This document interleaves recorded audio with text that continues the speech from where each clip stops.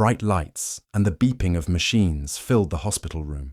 Aidan slowly opened his eyes. Everything felt heavy. His body ached, his throat was dry, and his stomach throbbed with pain. The last thing he remembered was the nurse telling him to count backward.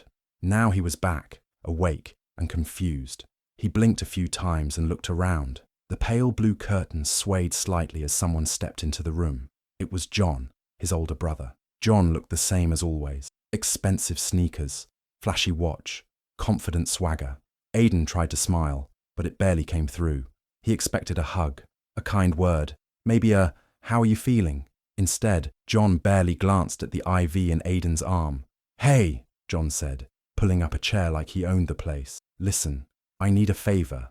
Aidan blinked. He couldn't speak yet. His throat still hurt. John leaned in, lowering his voice like he was about to share a secret. "I need 15 grand, he said. "It's for the business. Something urgent came up. I wouldn't ask if it wasn't serious." Aidan stared at him, not sure if he'd heard right. His mind was foggy from the meds, but the words were clear. John wasn't asking how the surgery went. He wasn't worried. He didn't even ask if Aidan was okay. John kept talking. "It's just a short-term thing. I'll pay you back next month. You know how it is. Opportunities come fast. You've got it, right? I mean, you're doing good now." Aidan felt a lump in his throat. It wasn't from the surgery. He wanted to say something. He wanted to ask why John came all this way just to ask for money, but he couldn't find the words. He just looked at his brother, wondering how someone could be so calm, so cold, while he lay in a hospital bed, stitched up and weak. John stood up and patted Aidan's shoulder like everything was fine. "Think about it. I'll text you the details." Then he left, just like that. Aidan lay there, staring at the ceiling, feeling more alone than ever. Aidan had always been the quiet one in the family. He liked books, puzzles, computers, anything that let him think and stay out of trouble. Even as a little kid, he stayed in his room, reading or building things with Legos while the rest of the house felt loud and messy. John, his older brother, was the total opposite. He was loud, funny, and always had people around him. Everyone liked him right away. He could walk into any room and make it his own. Their mum, Lorraine, used to say John had a big personality. Their dad called him a natural leader. Aidan just called him exhausting. When their dad died of a heart attack, things changed fast. Aidan was 12. John was 16. Lorraine did her best to hold the family together, but she was grieving too. Without their dad, John stepped up, or at least acted like he did. He became the loudest voice in the house. He told Aidan what to do, what to wear, even what to say sometime. At first, Aidan listened. He didn't want to upset anyone. He thought maybe this was just what older brothers did. But as time passed, John's words got sharper. He started using guilt and pressure, saying things like, "I gave up my plans for this family," or "You don't know how hard I've worked for us." Aidan didn't understand what that meant, but it made him feel like he owed something. John never really stuck to anything. He tried to start a clothing brand in his early 20s, then a music label, then a sneaker resale business. Every time it failed, he had a reason. Someone else's fault, bad luck, not enough support. And every time, he came to Aidan. At first, it was little things, a few $100s here. Help with his resume, fixing his website. Aidan didn't mind. He was in college, studying computer science, and he thought helping his brother was just what you did. But the asks grew. John started calling late at night saying he was in a tight spot, or just needed a loan until payday. Aidan never said no. He felt like he couldn't. Their mom always asked him to keep the peace. She hated seeing her sons fight. "Your father would want you two to stay close," she'd say. "Family is all you have in the end." So Aidan gave, again and again. He paid for John's car repairs. He let him crash on his couch. He helped him build another business website, and then another when the first one failed. Through it all, Aidan stayed quiet, polite, and tired. But unlike John, Aidan had goals that stuck. He finished college at the top of his class and got a job at a growing tech company. He moved into a small apartment in the city and started to build a stable life. He wasn't flashy. He didn't party. He worked hard, saved money, and kept to himself. He didn't need a lot to be happy. Even after all his success, John still treated him the same. He never asked about Aidan's job unless he wanted something. "You must be making bank now, huh?" he'd say with a laugh. "What's it like being the genius of the family?" When Aidan was diagnosed with a stomach tumor, he didn't tell many people. It was scary, and he didn't want to make it bigger than it already was. The doctor said it was caught early, and surgery would help. Aidan took time off work, got everything in order, and prepared for the recovery. His co-workers were kind, his manager was supportive, and even a few neighbours checked in to see if he needed anything. John barely responded to the news.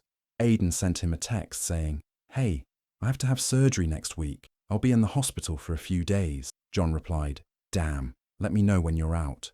That was it. Lorraine, their mum, was more worried. She called a few times, offering to come help, but her health wasn't great either. Aidan told her not to stress. He had friends who could check in, and he wanted her to rest. After the surgery, when Aidan woke up in the hospital, he was groggy and in pain. Then John showed up, not with flowers or a hug, but with a request for money, $15,000. A business emergency, he said. That moment hit Aidan hard. It wasn't just the shock of the request. It was the fact that John didn't even pretend to care. He didn't ask if the surgery went well, if Aidan was in pain, or if he needed anything. He came to take, not to give, just like always. Lying there in that hospital bed, Aidan started to see it more clearly than ever before. All those years of being the good brother, the helpful one, the one who didn't cause problems, they had turned him into something else. A safety net, a wallet, someone John could always count on to clean up the mess. And the worst part, Aidan had let it happen. He thought saying yes meant being strong, but now it just felt like weakness. Like he had been trained to put everyone else's needs above his own. He remembered a time in high school when John borrowed his laptop without asking and accidentally deleted Aidan's coding project. When Aidan got upset, John laughed and said, "Relax, I made you cool in school. Without me, you'd still be invisible." That sentence stuck with Aidan for years. It felt like a threat, a reminder, "You owe me." And their mum? She always took John's side. "He's just going through a rough patch," she'd say. "He loves you in his own way." Every time Aidan tried to bring up how John made him feel, she asked him to keep the peace, to forgive, to be patient. Now Aidan wasn't sure how much patience he had left. As he lay in that hospital bed, staring at the ceiling, one thought kept coming back to him. What if I stopped saying yes? What if I stopped letting this happen? He didn't have the answers yet, but for the first time, he was starting to ask the right questions. The next morning, Aidan woke up to a message on his phone. His stomach still hurt from the surgery, and it took a few seconds for him to sit up and reach the phone from the table beside his hospital bed. It was from John. There was no, "How are you feeling?" or "Hope you're okay." Just a bank transfer request. $15,000. Underneath it, a short message. "Send it as soon as you can. Need to move fast on this deal." Aidan stared at the screen. His head felt heavy, his body still weak. The hospital room was quiet except for the soft beep of machines. He couldn't believe it. John had come to see him, asked for money, and now, less than a day later, was already sending a request, like it was nothing. Like Aidan was just a bank. He didn't even ask if Aidan made it through the night okay. Didn't check if the pain was better or if he needed anything. Just money. Aidan felt anger rise in his chest, but it was mixed with something else. Sadness. A deep, tired kind of sadness that felt like it had been sitting there for years. Later that day, Sierra came to visit. She was Aidan's closest friend. They met years ago at work and stayed close ever since. She brought him soup, his favourite ginger candies, and a book he had been wanting to read. She pulled up a chair and sat next to his bed, smiling gently. "You look better today," she said. Aidan gave her a tired smile. "Barely. Everything still hurts." They talked for a few minutes about the hospital food, the nurses, and how boring it was to lie in bed all day. Then Sierra noticed something in his expression. "You okay?" she asked. "You look, I don't know, frustrated." Aidan sighed and handed her his phone. "John sent this morning." Sierra read the message and slowly shook her head. "Wow, not even a 'how are you'?" "Nope," Aidan said quietly. "Just the request. Like I'm some kind of ATM." Sierra looked at him carefully. "Are you going to send it?" "I don't know," Aidan admitted. "I want to say no. I really do. But I've never said no to him. And I know if I don't send it, it's just going to turn into a whole thing. He'll get mad. He'll call Mom. She'll start saying I'm being selfish again." Sierra didn't speak right away. She put the phone down and leaned forward. "Aidan," she said gently, "why are you still doing this for him?" He looked at her, surprised by the question. "He's my brother." "I know," she said. But what has he done for you lately? Or ever, really? Has he been there for you during this? Has he shown up when you needed him? Aidan looked down at his hands. I don't know, he said again, but softer this time. Sierra reached out and touched his hand. I think you do know. You just don't want to believe it. Her voice wasn't angry or harsh. It was calm, caring, and that made it hurt even more. Aidan felt his chest tighten. For so long he had just accepted it, that John would always need him, that he had to help no matter what. But Sierra's question stayed in his mind. Why are you still doing this for him? He thought about all the times John made him feel guilty, all the times he said things like, I'm the only reason you're where you are, or you owe me for everything I gave up. Aidan had always believed those words, but now he wasn't so sure. Maybe John hadn't been helping him all these years. Maybe he had just been using him, and maybe Aidan had let it happen because he didn't know how to stop it. Lying in that hospital bed, holding his friend's hand, Aidan realized something important. If he didn't start standing up for himself now, he never would, and John would never stop taking. He didn't say much else that day, but when Sierra left and the room got quiet again, Aidan stared at the ceiling and whispered to himself, something has to change. Aidan didn't send the money. He thought about it for hours. He kept opening the bank app, staring at the request, and closing it again. His hands shook. His chest felt tight. But in the end, he didn't press send. It was the first time he ever told John no, even if it was just silent. The next morning, John called. Aidan didn't answer. Then the text started. What's going on? Why aren't you answering? I need this money, Aidan. Then the tone changed. Wow, I can't believe you do this to me after everything. That message stung. Aidan was finally home from the hospital, still recovering, still sore, still tired. But now he felt something else too. Nervous. He knew John wouldn't let this go. He was waiting for the storm to come.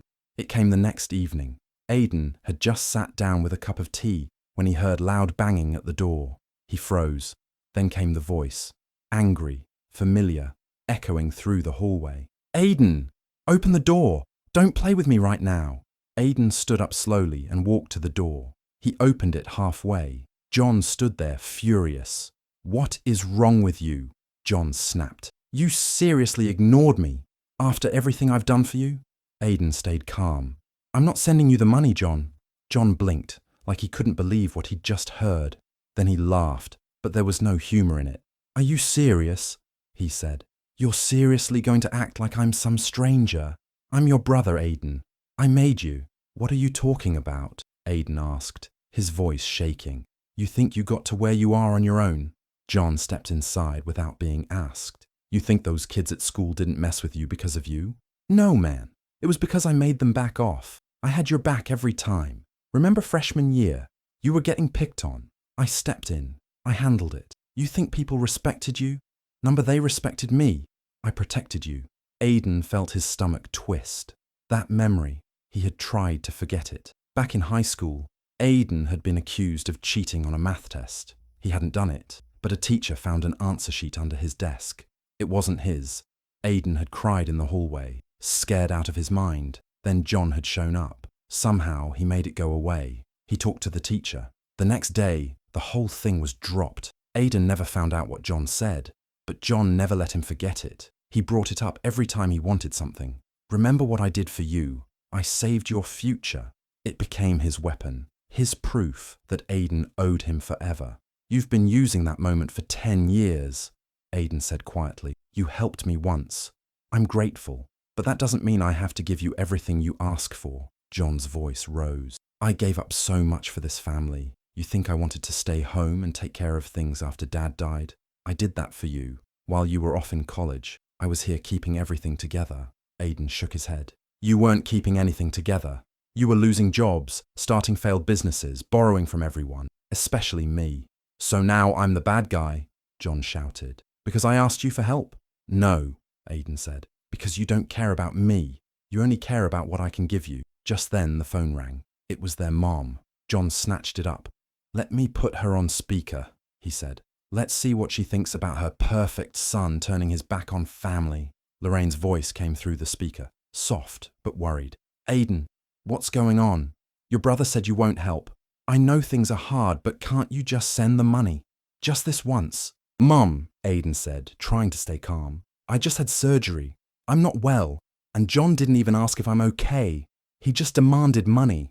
He's under pressure, she said. He's trying his best. He always says he'd be nowhere without you. He says that, Aidan replied. But what he really means is that I owe him, always. Lorraine sighed. I just want peace between you two. I don't like when the family is fighting. Aidan wanted peace too, but real peace. Not the kind where he stayed quiet just to keep everyone else happy. I need space, he said. I'm not sending the money, and I need John to leave. John stepped forward, angry. So that's it? You're cutting me off? I'm protecting myself, Aidan said. That's different. John looked at him like he didn't recognize him anymore, like Aidan was someone new. Fine, John said. You made your choice. He walked out, slamming the door behind him. Aidan stood there for a while, heart pounding. His apartment was quiet again, but everything inside him was loud. The fear, the guilt, the sadness, the relief. He turned off the lights, sat down, and took a deep breath. He had said no. He had stood up, and even though it hurt, it also felt right. A few days passed. Aidan was healing slowly, both in his body and in his mind. He was still sore from the surgery, but his heart felt a little lighter. He hadn't heard from John since the night he told him to leave. Part of him expected John to show up again, but the silence stayed. One afternoon, Sierra came over.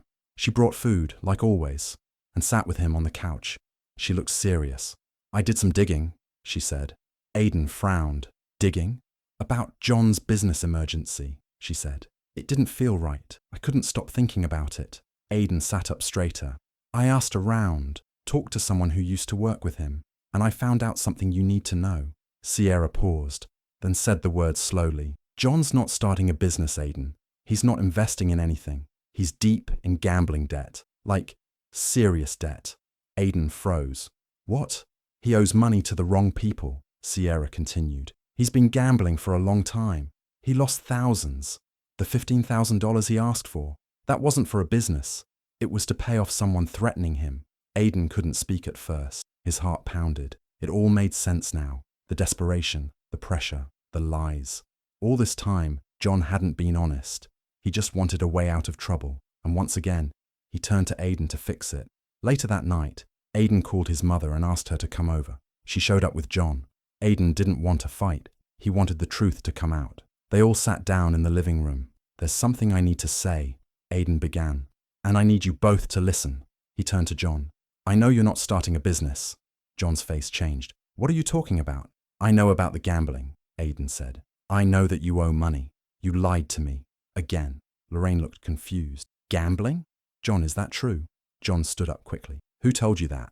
That's not true. It's none of your business where the money goes. It is my business when you ask me for it, Aidan said. And I'm done being lied to. John's face turned red.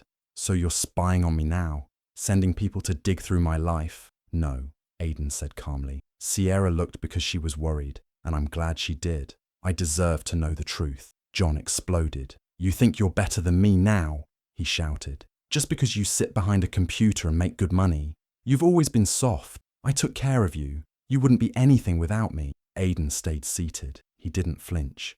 You didn't make me who I am, he said. I worked hard. I built my life. And I've spent years helping you because I thought that was love. But it wasn't. It was guilt. Lorraine's eyes were full of tears. Please don't fight. We're a family. We have to stick together. I know, Mom, Aidan said gently. But sticking together doesn't mean letting someone hurt you over and over. He turned to John one last time. I'm not giving you any more money. Not now, not later. I'm done. John stared at him, breathing hard. His hands were clenched into fists. He looked like he wanted to scream, but he didn't. Instead, he grabbed his coat and stormed out, slamming the door behind him. Lorraine sat on the couch, stunned. Aidan, he's still your brother.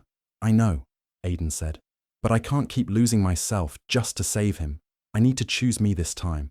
His voice didn't shake. He wasn't crying. For once he felt strong. He had told the truth. He had faced the anger. He had stood his ground. As he sat there, watching the quiet settle back into the room, Aidan realized something. He wasn't weak for saying no. He was strong for finally choosing peace over pain. He had let go, and it felt like freedom. Aidan started to feel better. little by little. His body was healing from the surgery. The pain in his stomach was slowly fading, but something else was changing too. Something inside him. He didn't feel as heavy anymore. For the first time in years, he felt like he could breathe. He began going to therapy. At first, he wasn't sure it would help. He didn't even know what to say in the beginning. But the therapist listened without judging, and that made it easier. Week by week, Aidan talked more about John, about his father, about always feeling like he had to be the one to fix everything. One day in therapy, Aidan said, "I thought love meant always saying yes."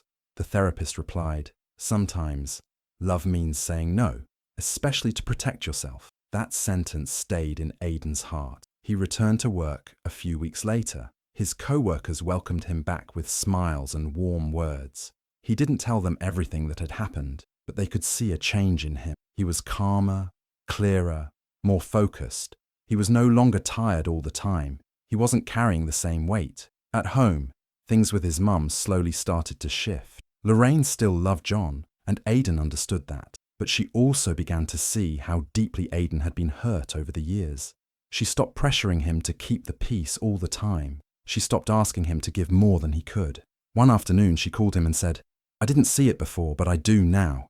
I'm sorry I made you feel like you had to carry everything alone." Aidan was quiet for a moment, then said, "Thank you, Mum. That means a lot." They were still healing, but they were both trying, and that mattered. Aidan also started doing something he had never done before, setting boundaries. He no longer answered every call right away. He didn't explain himself every time he said no. He stopped feeling guilty for resting, for saying no, for putting himself first. He wasn't cold, he was just clear. People began to treat him differently, with more respect. They could feel the change too. Aidan wasn't just the brother who gave everything anymore. He was the man who knew his worth, the man who protected his peace. Aidan walked through the hospital halls, the same place where he had once been a patient. But this time, he wasn't there for surgery. He had come to visit people, to talk with patients who didn't have anyone. He had signed up as a volunteer, just to sit with people, to listen, to bring a little comfort. He stopped by a room where an older man sat alone, staring at the window. Aidan smiled and sat beside him. They talked for a while. Nothing deep, just stories about old movies and favourite foods. The man smiled for the first time in days. As Aidan got up to leave, a nurse passed by. She smiled warmly at him and said, "You're lucky. Not many people have visitors when they're sick." Aidan looked at her, then gave a small smile. "I didn't," he said quietly, "but I made it anyway." The nurse looked surprised, but nodded. "You're strong," she said. Aidan walked out of the hospital. The sun was shining, warm on his face. He took a deep breath, feeling light and calm. He had been through pain, loss, and hard choices, but he was still standing. As he walked down the steps, he whispered to himself, "Sometimes family isn't who shows up, it's who stops hurting you." And with that, he stepped forward, ready for whatever came next. Do you think Aidan made the right choice by cutting off his brother and choosing peace? Or should he have given his family one more chance? Let me know what you think in the comments. I'd really love to hear your thoughts. And if you want more emotional stories like this, don't forget to subscribe and hit the notification bell so you never miss a new one.